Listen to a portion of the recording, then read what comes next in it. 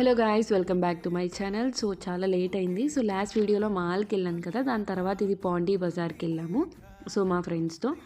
And first షాప్లో ఏమో కొంచెం ఇయర్ రింగ్స్ కలెక్షన్, క్లిప్స్ అవి ఉంటే ఇయర్ రింగ్స్ అని కొన్ని క్లిప్స్ అండ్ కొన్ని చైన్స్ కొన్నాను. చాలా రీజనబుల్ ప్రైజెస్.